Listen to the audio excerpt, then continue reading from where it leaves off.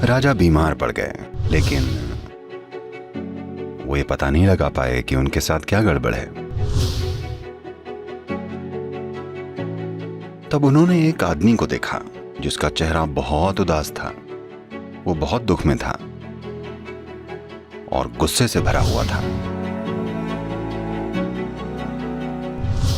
एकाग्र मन एक ऐसी चीज है जिसे कोई नहीं रोक सकता। अगर आप बुद्धि से ऊपर विकास करना चाहते हैं तो इसके लिए एक जागरूक प्रयास की जरूरत होगी।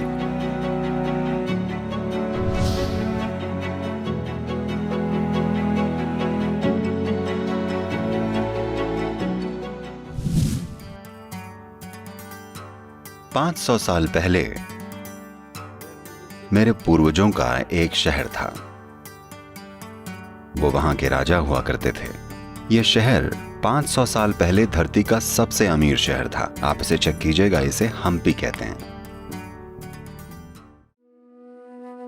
और अचानक एक दिन कृष्णदेवराय बीमार पड़ गए। ये राजा का नाम था। वो बीमार पड़ गए और डॉक्टर आए और उनकी कई तरीकों से जांच की, लेकिन वो ये पता नहीं लगा पाए कि उनके साथ क्या गड़बड़ है।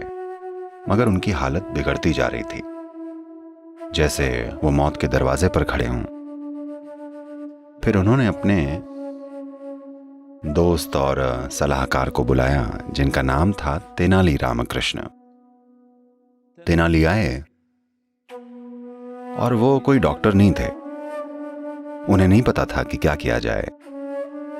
तो राजा ने उनकी मदद मांगी, लेकिन उन्हें नहीं पता था कि क्या करना है। वो डॉक्टर नहीं थे। तो उलझन में वो शहर में पैदल निकल पड़े और वो बाजार में घूम रहे थे। तभी उन्होंने एक आदमी को देखा जिसका चेहरा बहुत उदास था। वो बहुत दुख में था और गुस्से से भरा हुआ था। तेनाली उनके पास गए। अरे क्या हो गया, आप ऐसे क्यों बैठे हैं? वो बोला, मैं चंदन की लकड़ी का काम करता हूं,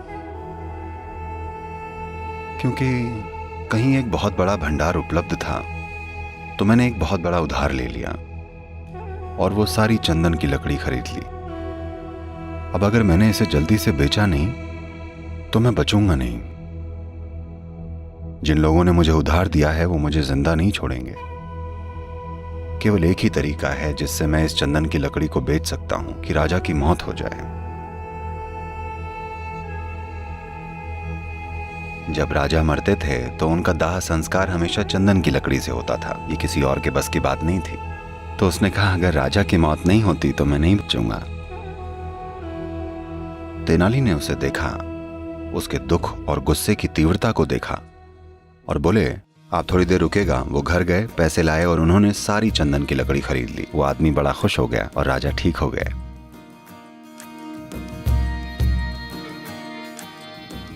ये मजाक नहीं है। आपको ये समझना होगा कि गुस्से के पलों में, नफरत के पलों में, डर और आक्रोश के पलों में आपका मन एकाग्र हो जाता है।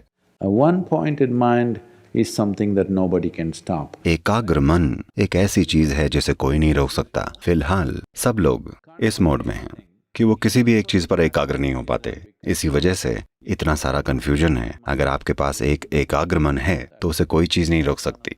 ये गौतम की अभिव्यक्तियों में से एक महत्वपूर्ण पहलू था जिसे वो लोगों के जीवन में लेकर आए। आप अपने जीवन पर काबू पा सकते हैं अगर आप अपने मन पर काबू पा लें। मैं आपसे भी पूछ रहा हूं, अगर आप अपनी मानसिक प्रक्रिया पर काबू पा लें तो आपका आनंदित रहना क्या ये मुश्किल होगा?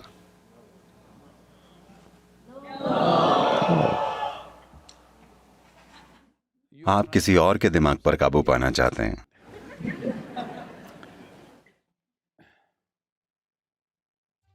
एक दिन शंकरन पिल्लई और उनकी पत्नी मैरिज काउंसलर यानी विवाह सलाहकार के पास गए। तो शंकरन पिल्लई ने परिचय दिया और कहा, हमारा शादीशुदा जीवन बहुत बढ़िया है क्योंकि हमारी जोड़ी इतनी शानदार रही है, क्योंकि मैं हमेशा चुप ही रहता हूं।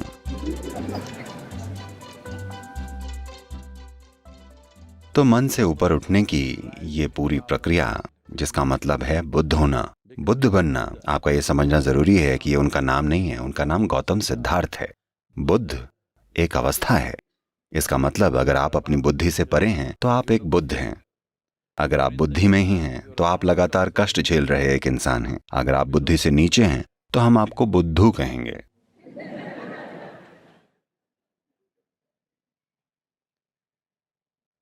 तो क्रमिक विकास की प्रक्रिया में जानवरों की ही तरह हम बुद्धि से नीचे ही थे। धीरे धीरे हम में बुद्धि आई है। अब अगर आप बुद्धि से ऊपर उठना चाहते हैं तो इसके लिए जागरूक प्रयास की जरूरत होगी। धरती माता आपके लिए ये करके देंगी, इसका इंतजार मत कीजिए। ये लाखों साल बाद हो सकता है, पर आप यहां नहीं होंगे। आपको हमारा एक ऐप डाउनलोड करना चाहिए। ये ऐप फ्री है, कोई भी इसे डाउनलोड कर सकता है। इसे सद्गुरु ऐप कहते हैं। इसमें एक ईशा क्रिया नाम की प्रैक्टिस है। ये एक जागरूकता लाने का आसान सा तरीका है कि आपका शरीर क्या है और आप क्या हैं, आपका मन क्या है और आप क्या हैं। एक बार जब आप और आपके शरीर के बीच, आप और आपके मन के बीच थोड़ी सी जगह बन जाती है, यही दुखों का अंत है।